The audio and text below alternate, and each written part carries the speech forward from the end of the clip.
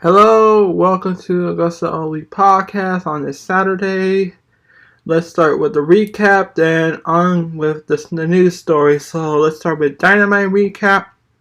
We'll start with Jon Moxley, Hangman Page, explosive start. The former AEW World Champion Moxley kicked off the show by touting his status as the top of the food chain in the company and claimed no man had courage to confront him. This brought out Hangman Adam Page for the first time since suffering a serious concussion in this match with Mox on October 18. The two wasted little time getting into a physical encounter that was broken up by security and referees. The red hot start to the show drew chance to let them fight, signs of deceptive angles, something fans want to see. Page and Moxley are bona fide main event talent in AEW, and the fans believe in them. To me, the intensity and physicality worked and resulted in an actual open segment that set up a match with an inherent build and desire to part of the audience to see it play out. So this is a good start. So let's get to it. Alright, the next one. Bryan Danielson versus Dax Harwood. Two of the most celebrated in-ring performers of 2022. Battle of the Night's first match is Danielson square off with Harwood. FTR men control throughout the commercial break. But a late reversal of bodyweight rattle Danielson just slows opponent momentum and mounts a comeback. The American Dragon uncorked his trademark kicks, but the hardware counter legger bong but two. Series of pinfalls, reversals gave way to Danielson applying the labella lock, forced to tap out, but not without his chest bearing redness and both of the 10th physical encounter.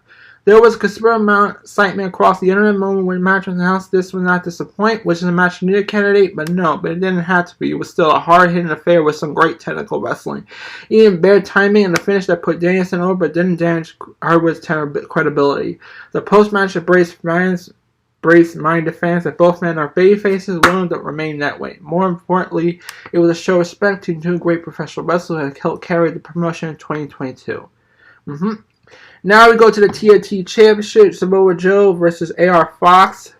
For the first time since winning it at Full Gear, Samoa Joe defended the TNT Championship in the new AEW signing AR Fox in a one-on-one action.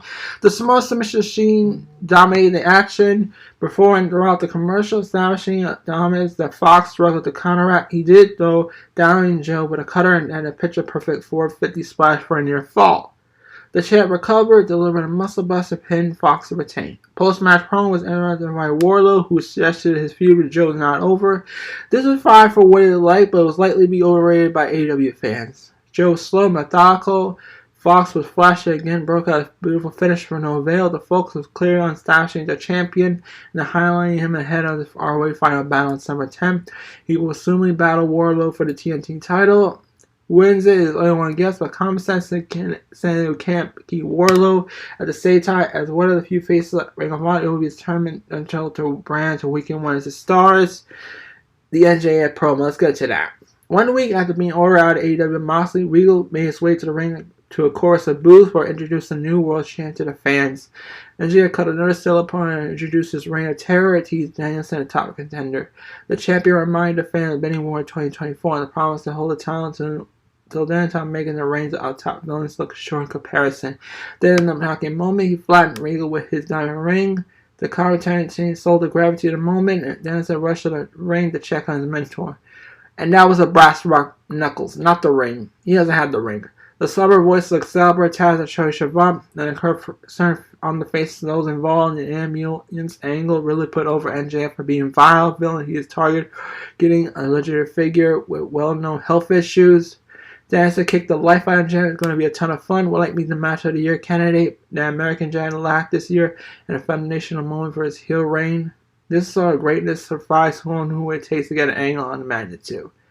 Yeah. Now we got Ricky Starks versus Ari Daivari. Prior to Ricky Starks battling Ari Daivari, the first Ethan Page vowed to enter the Dynamite Diamond Battle Royal and win it with reluctance since Matt Hardy then called his shot at Winter coming on December 14th. Starks responded to all Eagles' threats by making short work of Daivari squash, sparing him and delivering a Rochambeau for the pinfall victory. This was a little more an excuse to highlight the babyface fans that the issues between Absolute and All Eagle are far from finish. So there's nothing wrong with that. And anything Tony Khan proving probably deserve props for finding a book and undercard program to make use of a criminally mismanaged Starks and an always entertaining Page. Yeah, pretty much they doing it right now. So yeah, here's Willow Nightingale versus Angie and ASS, and then the Jade Cargill TBS Chess Celebration. The women's title division was highlighted next as the Willow Nightingale battle NJSAS in a singles competition, where the latter accompanied to score second by taking Mello. A competitive match saw Nightingale overcoming a game opponent, fighting from underneath, and delivered a set-up powerbomb for the victory. After the match, Ruby Solo made a responding turn, attacking Mello, leaving her lying on the ramp. The match was solid, but would benefit a better build beyond Mochi team match as saw a week ago. Nightingale's a star as JSAS. Fortunately, the latter was able to set up a post-match attack, right, which related another secondary program, and neither of the women actually helped involved in the contest itself. So, following that contest, CBS champion Jade Cargill made her way to the ring alongside baddies Red Velvet Leah Gray. She cut up non-cynical promo for a battle appear on a video screen, mending his continued infatuation with Cargill, seeing Hangman came to a screechy halt. Honestly, what the earth on this? Nothing productive. Cargill looked a charismatic face at the white point. Bow wow stuff and nothing to do with the champ or a title. I don't think it was not good at all, but it was okay. The segment was good. Like, Jade Cargill is the star of the show. And all I see out of this payoff is Sasha Banks sided with AEW. Yeah. So let's get to the main event. The best of three double series. The Elite versus Death Triangle. For the third of the show, the Elite versus the Death Triangle battle in a best of 7 series for the AEW Trios title. The desperate Elite attack for the open bell settled the frantic pace on the running of the match. By sword in air, wiping the opposition out on more than one occasion, while Chance forced a challenge on the defense. And Mega, Nick, and Matt Jack Zillion not only overcoming a 0-2 at the 5th in the Archie series, but also managed to come back to score the win at the man on his knees during a Black Arrow attempt, and Nick rolled up for the 3 count. This is probably the weakest of the 3 matches to date, but had the best storytelling in the series with narrative. The Elite's aspiration to score a win and avoid a seemingly unstoppable 3-0 stiff fact. So it was partly much a non-stop trio about likes of AEW has been known as Heavily Fine. If you like that contest, odds are you were immediately entertained. If not, probably for a sweep, you could stop paying attention. Honestly, you probably won't pay attention. But for now, the Elite remains in the fight, looking up to even up the series that winter is coming. So, yeah. So, all in all, Dynamite was a great show. Like, the only thing was a problem with the Cargill promo. That was kind of the issue. But it was okay, you know. It's what it is. You know, like Jade Cargill, we're going to get shots at Banks and AEW in January. So, it's worth it in the end. You know what I'm saying? Worth it. So, yeah, that is my take on Dynamite for this week. So let's go to the Raw recap. Alright, this is weird, but we're going with this new take. Alright, let's start with Becky Lynch kicking off the show. Saw the Bloodline minus Roman arrive in the arena. Show begin. When we went into the arena, no, I did not see Raw. I'm just reading the highlights from other sites because I don't watch Raw. I'm just getting it out of the way. Becky Lynch just came out to a huge pop from the crowd, mostly for the highlights on YouTube. It helps me out. I just want to get this out of the way quick. She said she missed the fans and actually went into the crowd, shake hands, give high five, contacted people on choice of shirts. She talked to a few people. She talked about being ready to knock the hell out of every other woman in the company. Like, this brought Bayley to a chorus of boos. She contemplated on not having respect to the crowd, everything she had done. The man was about to head to the ring to fight her, but noticed during the Kai and Io Sky coming to the ring. They fought into one course, destroying the merch. Lynch and the successful fight out 3 women for security officials broke up the fight. It was an awesome way to kick off the show. The crowd was fully invested. Everything worked exactly as intended. Rhea Ripley versus Mia Yim. Judgment Day versus DLC. Okay, let's go to that. The first match we saw, Mia Yim battle Rhea Ripley. Also had Dominic Mysterio ringside support. Locked up. Mitchell scored for her couple of takedowns. Sent Nightmare out of the ring to regroup with Dom. Ripley tried to take control. Yim kept the upper hand. Even managed to avoid distraction and Dominic. Took the powerhouse down by her legs. And hit a few punches from Ripley while stringing together a few moves in a row. The early moments of the match had a couple of slow, awkward moments. The longer they went, the better they got. Yim brought Dom into the ring when he got her print, but distraction allowed Ripley to take her down. AJ Styles ran to the ring, took him out. They even tripped other women on the way down, caused the ref to call for the bell. The rest of the OC, Judgment Day ran down, bring the brawl. Styles brought my mic, said if you win tonight, a 4-on-4 match. Ref came in the ring, 8-man tag match got in the way. You know, Honestly, everyone paired up again to fight on the ring. Styles battle ended up in the ring when ref called for the bell. They were legal participants. The LC kept Balor corner for a bit with double team moves. But the Prince eventually tagged in Damian Prince to take over. Both teams were able to control different portions of the match by using tactics of quick tags to keep one man isolated. The crowd popped when Ripley and Yim were finally tagged in, allowed to continue to fight for the earlier. The Nightmares were able to get the win. Judgment Day with Riptide and a highly entertaining couple of segments. Was this a 5-star clinic? Honestly, no. But it wasn't. Honestly, it's not going to supposed to be. It was a lot of fun. Even though OC lost, yeah. But 8 competitors came out looking this good anyway. So let's go to the Bloodline Celebration and Alpha Academy versus Street Profits. It's easier. The Usos, Zayn, and Sikoa came to the ring to celebrate their win at Survivor Series inside the War Games cage match against Owens, McIntyre, the Ball, and Brutes. KO came out and said you didn't understand why Zayn did what he did. Can't fault him for it. He said he doesn't want to fight Zayn and team with him anymore. He's just done with him. Nothing to do with him anymore. Owens said he's glad that everyone finds how great Zayn is, but no matter how many times he calls the Bloodline family, he'll never be their real blood relative. Jay tried to step in and they're to agree to having a match with Owens later in the show. Not only did all this work well, but it helped cap that what might have been the best first hour Raw we have seen in years. The next match featuring returning Monster Ford and Dawkins on Gable Otis. It has several weeks since they last competed, but both men are looking to make a big splash with the crowd. Ford controlled Gable with ease. As soon as Otis tagged it, the High Fly Profits found some defense. Dawkins helped turn the tide back in their favor, taking out both members of the Academy, same time dives to the top rope. While Gable and Otis had the time to shine, the match was about putting the Profits back in the mix. This team all work well together. This is a solid performance for all involved.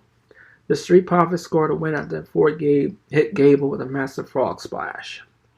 And yeah, it was okay. It was pretty good. The match was pretty. I looked up was good, so it was okay. That match was probably good. I looked it up. And the Bloodline Celebration I watched on YouTube, it was nice. The Bloodline is getting better, but it's still Sami Zayn is making this shit a lot better. The Bloodline a lot better. But without Sami Zayn, I'm gonna tell you this. You get rid of Sami Zayn, the Bloodline is more stale Samoan group. That's what I gotta say. Yes, that's what I said. Alright, let's go to The Miz versus Dexter Lumis. Austin Theory came to the ring to celebrate the win in the U.S. title Survivor Series, quickly joined by Seth Rollins, who were wearing that might be his ridiculous outfit to date. He congratulated Theory, but called him a kid while doing it again on his skin. This was a short segment, didn't lead to them agreeing to a date for a rematch. And Nathan was accomplished, and to let us know if he was still going. It wasn't bad, but in progress, anything. The next match was an opportunity Lewis had been waiting for. If he could defeat The Miz, he will win himself a WWE Raw contract. It was billed that AD Goes match was another way of saying there's no disqualification. Miz tried to get out of the match by claiming his hand was injured, but Adam Pearce made him fight Loomis. Loomis took control right away, began punishing the A-lister. We returned to the break to see Loomis low-selling The Miz using a tool to squeeze his skull. Loomis hit his head to expose turnbuckle, but managed to kick out of the pin. He eventually locked the A-lister as trained by submission for the win. He's now an official member of the Raw roster, earned the money Miz owed him. This was fine, was nothing to write home about. Loomis and The Miz both mean to move on. It was cool to see Loomis having a few bills to kids at ringside, though. It was okay. Now we go to the Dakota Kai versus Candice LeRae. After selling an injury at the hands of Damage Control a few weeks, Candice LeRae returns to attempt to get a little retribution against one of her attackers, Dakota Kai. The match got started with a break. Mo was showing a little pincher and pincher scream. Bayley and Sky tried to get involved, but some officials kept them away from a ring. Both of these women were skill performance. I'm going to tell you that. They were able to put a match together that was competitive, entertaining. Honestly, WWE gave them enough time so they had to rush anything too, so that's good. Poison Pixie were able to store a clean win with a net break from the middle turnbuckle. That was a real good performance. All Stars is a great city. LeRae getting a win. The women's tag champs have been losing a lot lately. So I don't know what they're doing with the WWE women's tag belts. Like, I'm telling Hunter, what are you doing with those belts? Are you just get rid of them and place it with a mid card title? Because this is getting ridiculous. If you're not gonna treat the women's tag division right, then throw it all together. Throw it away altogether. I don't give a fuck no more. All right, we got the main event. Start up. Kevin Owens versus Jey Uso. All right. The final match of the night saw a main event, Uso taking on the prize fighter Kevin Owens. Jay Sokola's brother Zayn with him. KO was all by himself. The fight was even until KO took a kick to the right and showed the break. Jay was able to took control by ramming Coleman's shoulder into the ring post, but KO tried to keep fighting as he could. These men know each other very well at this point. They knew they had the competition style, put on a great match. So, the Wolfman scored near falls, but the match ended with a KO hitting a stunner for the pin. He escaped from the ring before the rest of the Bloodline could attack him. So that was the end of Raw. That's how Raw ended. And luckily, I watched some highlights from YouTube. I already told you what I think of Raw from the highlights on YouTube. It was okay, Raw. It was getting better. The women's division is okay. But one of my issue with it was the women's tag belts. That's my problem. What is Hunter's doing with them, and that's my issue. That's what I gotta say. Yeah, next I'm gonna review Rampage, then I will do SmackDown next. Okay, here comes AEW Rampage recap. Let's start with Cole Carter versus Darby Allin. Rampage opened when Allin making his entrance. Carter and the Factor are ringside already. For some reason, Nick Kamara got into the ring before the match began, so Allin beat them down with a signature baseball bat. Took Carter before he could get into the ring by hitting a huge suicide dive. Carter's lack of experience, but saw the size and power advantage in the match to take control and regain his composure. For the next 7 minutes, Young Gun and the Factory had a 29-year-old star on the ropes. He hit a series of textbook wrestling moves and a handful of near falls before and during commercial break. And Allen was able to hit a modified scorpion death drop before hitting his own signature coffin drop for the win. While this match had a few moments that showed Carter's inexperience, it definitely entertaining and energetic performance for both men. That was basically it. Yeah. So we got Party versus Jet Jarrett and Jay Lethal. The Acclaim was supposed to have an interview with Renee Paquette, but turned to a big standoff on the stage. Gun Club came out first, but they were quickly joined by Lethal, Jet Jarrett, John J. Dudd, and Sam Singh. Billy Gunn said they want to face the best, and this brought them together with 3 sets of tag titles that have a standoff for the AEW Tag Team Champions. They'll cancel look like FTR will get the next shot at the AEW Tag Titles. So that's next week on Dynamite. Yeah. For final battle, so yeah. So Lethal Jarrett stuck around for the match against Private Party. Mike Quinn and Isaiah Cassidy had Matt Hardy on his side for support. Double J Lethal controlled the pace against Cassidy for a little while. It didn't take long before Quinn came in for some trademark double team offense. This match unfolded the way you expected. Lethal and Jarrett used some dirty tactics, and their veterans took control most of the action. But Private Party kept finding a way to stay in the fight. It is some fun move, but this match felt random. Quinn stand out the most for high fly tactics, but he was the one who ended up being pinned by Lethal in the end. Yeah, so yeah. Yeah. So, yeah. Athena versus Danny Moe. Athena took on Danny Moe in the third match of the night. She dominated Moe with several impact moves right away. Look at the pin, but she got in the red's face. She quickly hit her finisher for the win. Wasn't quite done with her opponent. She picked her up and dumped her out of the ring. From a storytelling standpoint, this worked. It made Athena look like a ruthless competitor who doesn't care who she had to hurt to get ahead. When it comes to the content of the match, it was a basic squash. When they did look good, didn't do much. So yeah, this was basically a squash match for Athena. Yeah, it was pretty much. So yeah. Okay. Orange Cassidy versus QT Marshall for the All-Atlantic Championship. The main event of the night was a lumberjack match between Cassidy and Marshall for the All-Atlantic Championship. Both men had their respective stables as part of the lumberjacks, but several other AEW stars were around the ring too. The leader of the Factory uses superior technical ability to control the pace, but when 18 Page told Hardy to attack Cassidy after that, he was thrown out of the ring. Hardy refused, just held them back into the ring. The lumberjack matches can often be distracted because so much on the ringside, but he was on one of these times. The fight in the ring was definitely the main story. A couple of different fights taking place among the lumberjacks too. Pell before showed us to implement to distract Cassidy so Kid Sami could push him off top rope to a diamond cutter. OC kicked out. His finish to win to retain his title. Had a smile on his face despite his attack failing to cost Cassidy the match. Freshly squeezed dove out of the ring onto Sabian, but the four men in the box easily took him down and beat him on the top of the ramp. So, The lights went out and came back and revealed the House of Black in the ring, ready to attack anyone who jumped out to be there too. This was a decent main event. There was about a package in one segment. The House of Black ended the show by beating up everyone that could get their hands on. A good way to go out. So yeah, this was a good rampage. It was not to be talked about, but it was still a good rampage. Yeah. Yeah. Okay, here's SmackDown recap. Sheamus versus Sami Zayn. Sheamus and the Brawling Brutes hit the ring for the night opening contest between Celtic Warrior and the Honorary Usos. Brawling Brute celebration program between Bad Lion Sami Zayn and Usos Solo Sikoa. It was a competitive match between the two, with Sheamus seeking revenge for a disappointing conclusion to the War Games main event, in which the Bloodline reigned supreme thanks in large part to contributions to Zayn. He would face similar disappointment in Friday as Zayn benefited from interference from pro-attorney friend Jey Uso to roll up Sheamus for the pinfall victory.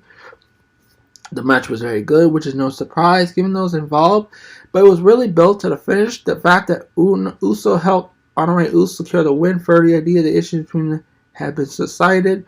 Uso finally set the Zayn fan matter of the Bloodline and retreated here. It will be interesting in the relationship sours again that Jey was right the whole time. How great I told you so. He proves to be the case. So yeah. Alright, Bray Wyatt cuts the promo. Then Emma versus Shayna Baszler. Emma versus Shayna Baszler. Bray Wyatt cut a promo backstage. His tone, demeanor, and John Cena still claimed he was not the one who attacked LA Knight backstage. So yeah, that was his promo. They said about back in the arena, the submission magician Shayna Baszler made her way to the ring for a match against Emma, with best friend Ronda Rousey conspicuous in her absence. She did against Rousey in the first match back. Emma put up Emma fight, but match miscalculated shot Baszler cut off the top rope, bring her back to the mat, applied the cutter for the clutch for the submission win. After the match, Shotzi hit the ring, made the save for Aussie. Baszler cut her off with a knee to the face. Raquel Rodriguez was next to take the save, staring the heel down while nursing her arm injury. Suffered at the hands of Baszler. Rousey long ago. She looked like a total badass. He tapped Emma out and then flattened Saucy to back down when number game to go great. Unfortunately, two members on the babyface lost the look. Then they were already beaten down and needed a person to help them out. And the story of the last 2 months, Blue Plans monetization, which remained one of the weak point of Twitch's creative efforts thus far. It's versus Gunther.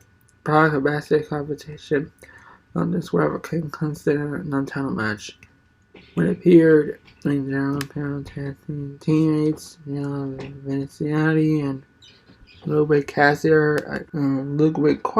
Kaiser influenced the outcome. Braun Strowman made his presence. I felt chasing the lackeys from ringside, ensuring Gunther would secure his victory fairly. He just did that. Break out his new finisher, the last 70. But after Kingston kicked out his trademark powerbomb.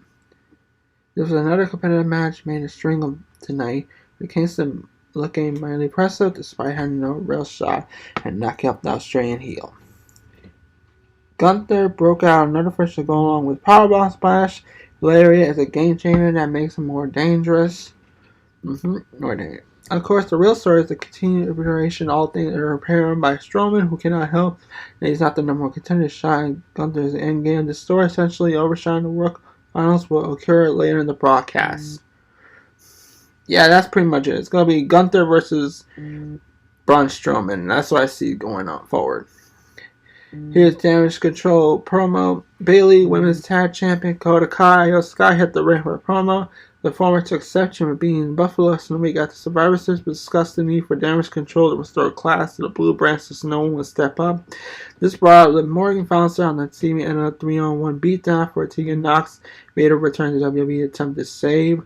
The numbers against Bray oppressive, but Morgan achieved a 10-stick war out heels in a time for to deliver the Chinese wizard to Bayley. The Buffalo fans did not do Fox any favors with their Drew reaction. There had been an issue all night long, but it returns one of the best of Triple H regime so far. Battling knee injuries and NXT announced the creative plans on main roster competitors. Chinese wizard never been a change to establish their legacy in WWE. Times represents your first step and second chance in making her mark. Booking her alongside or over American against the MVP of the women's Bailey, not to mention a long time. Friend Kai and the Great Sky is a fantastic decision that should benefit our speculation in the coming weeks and months.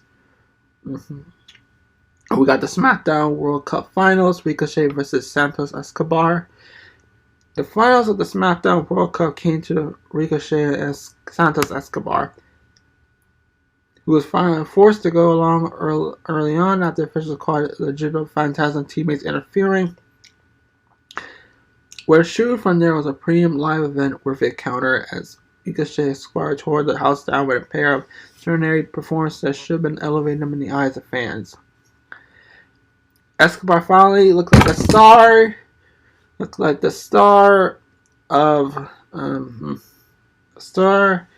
Okay, Escobar finally looked like the star and the championship contender that his team was allowed to showcase his ability as an in-ring worker without showing incest interference on his cards. Meanwhile, Ricochet continued sneaky good 2022 with another inspired effort payoff with a top rope poser run, a series of kicks, 3-6-30 splash for the win. This was a great main event that was worth to recap, going out of their way to see. It was a perfect cap to the broadcast. More importantly, it was a setup show closest to stare down between Shay and Gunther, which helped put over the December 16th showdown for the Letters Intercontinental Championship. So, yeah, mostly that is going to be the plan. The Intercontinental Champion, Gunther versus Ricochet at SmackDown December 16th. I don't know. Yeah, I probably won't watch SmackDown because, I'm just recapping and reviewing it from other sites. So, but I did watch Rampage. That's definite. So, that's what I'm saying. So, this is the AllElite Pod, the AEW. This is the AgostoAllElite podcast. I'll see y'all next Saturday for another podcast from Augusto. See you later. Bye. Now the recaps are done. Let's get to the news stories. Report a correction on Regal's AEW contract details. Let's get to that. Moxley might have been not rid of his lordship Regal for some time. Regal recently turned on Moxley, taking side MJF. Moxley addressed this in in-ring pro Regal on his past Wednesday Dynamite when he told Regal to run away and never come back, lead to speculation of some former NXT general manager who will be returning to the newly restructured WWE helmed by Triple H. Had been said that Regal only actually signed a one-year deal with AEW. In a recently clarified tweet by various servers, Dave Meltzer, he stated that Regal's initial deal was to sign with AEW in spring of last year was for 3 years rather than been previously reported recently. Dave Meltzer from Sway said, a correction from last night's show regarding Regal's deal. Based on what I said, he said signed his deal last spring was for 3 years. So yeah,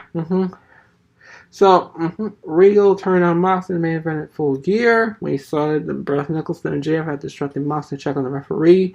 MJF scheduled to be on AEW Dynamite this Wednesday.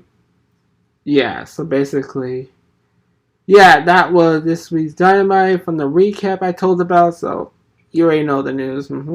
So let's go. We got the 2-day WWE trial set for Image Academy. WWE is set to host a 2-day trial camp in the search for new future stars.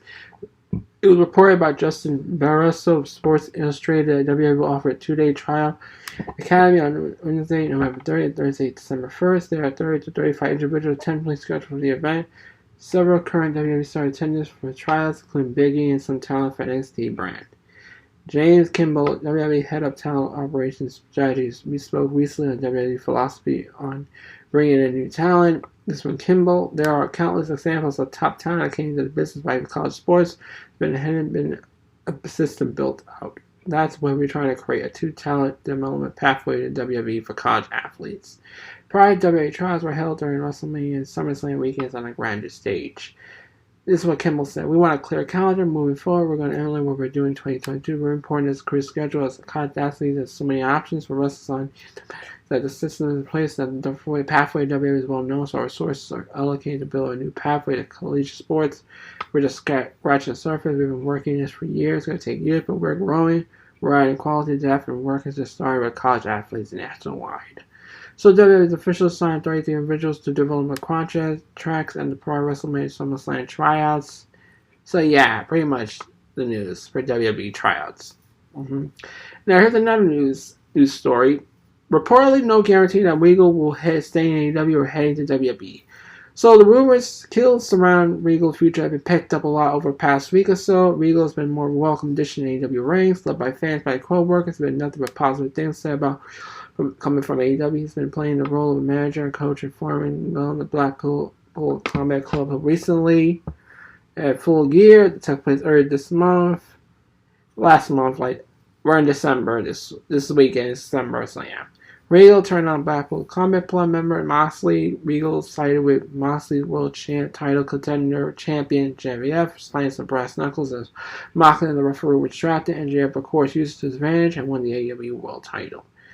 Last Wednesday on Dynamite, Moxley and Regal were involved in a very tense in the ring, saying when Moxley told Regal to run away and never come back, saying he never wants to see his face here again. After the segment, some fans started speculating whether or not this was generally for real on AEW TV, and he might be heading back to WWE. The WWE Regal rumors have been picked up since Triple H got over WWE, and two are known to be good friends that work well together. And an update from Meltzer on Observer Radio reserved and no guarantee that anything comes moment. So Meltzer said Regal when he signed, which was only in April and May, then signed for 3 years. Now it's something. I'm not sure how other details have been told last time. Most of it is off the record. But basically just the situation. I don't know what he's doing for, so I'm going for WWE thing. But I knew it was something that's been talked about either. Something that can't read your deal. Earlier for a fight, I mean he will never will, but nothing in the situation. But there were people that were talking about. What is not about? What is this? I don't understand in the what he's doing. The rumor has been out before Wednesday show. The thing on Wednesday Dynamite show this week was just an angle, but it had been talking about it from early on, so we don't know. So the fact they say he was signed for 3 years, that doesn't mean I'm saying that some people out there, that means he's not leaving. There's no story. There's something going on. But there's no guarantee he's leaving. There's no guarantee he's staying. There's no guarantee he's staying. As long as it all works, as far as contract situation with Tony Khan, everything like that, I'm not aware of that. But I do know there's something in play by saying his contract 3 years. So in theory, the would tell you couldn't do anything until April 2025. That's basically what I know. But I can say put it that way. Considering Regal is under a 3-year contract, some sort of agreement with Tony Khan will have to be made for Regal to have a chance of getting out of his kind of contract. That's something to play. I guess we'll have to wait and see. Yeah. Alright. Impact Wrestling announced a streaming deal with DAZN and the Sports Entertainment. DAZN announced an international multi-year distribution partnership for Impact Wrestling. Impact interested pay-per-view events program to be televised DAZN in more than 170 countries beginning November 29th. The multi-year agreement with DAZN will give DAZN viewers in 170 plus countries, including UK, Ireland, Switzerland, Austria, France, Poland, Spain, Italy, the Netherlands, Japan, Brazil, the best in house, the Impact Wrestling Weekly Impact flagship series, home to the $100 character, high-stakes matchup, blockbuster drama. Additionally, DAZN and viewers will have access to Impact up to high-octane pay-per-view events, premium Impact Plus live events, specials, sunsets like tough.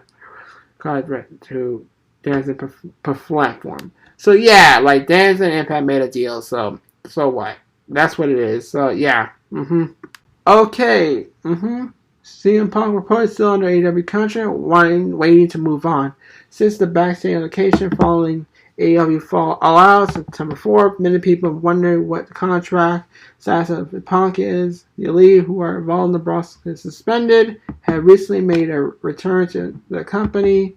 While nothing has been announced regarding CM Punk's future, there's been numerous rumors attempting to clear up the situation, including the claim that AEW looking to buy out Punk's contract, but Meltzer now reporting it's over in a newsletter. Punk is currently signed a contract with no release of yet.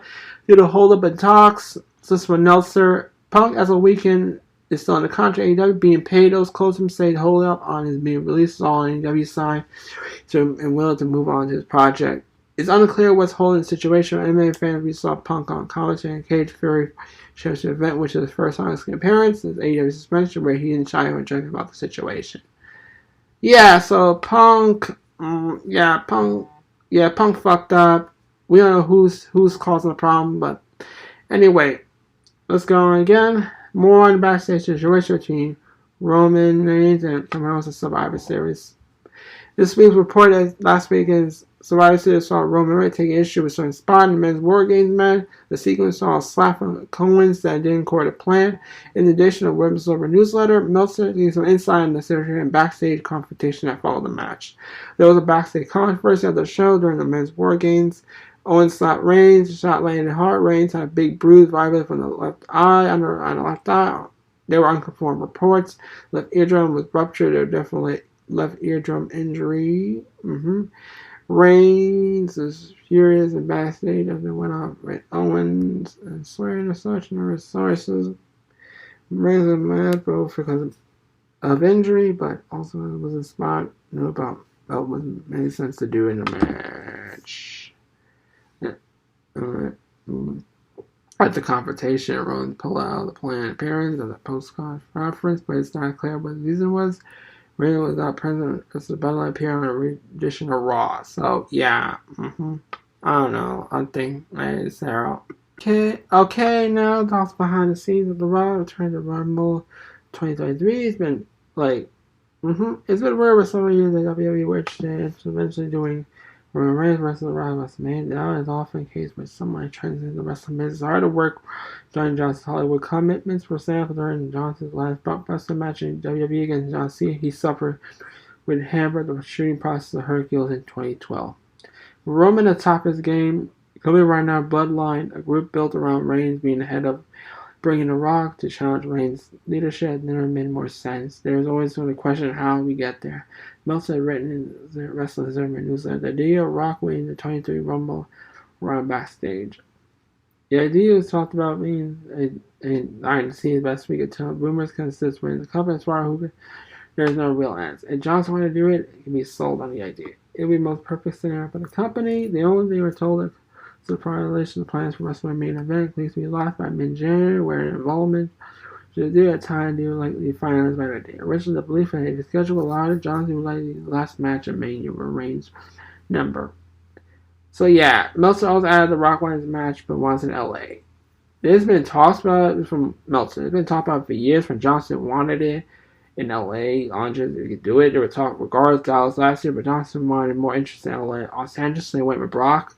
So the idea of Reigns with Rock has always been on WWE Dream matches with certain people casual viewers. There are many options who can face Reigns at WrestleMania, but perhaps now time to pull up the trigger on the match with the great one.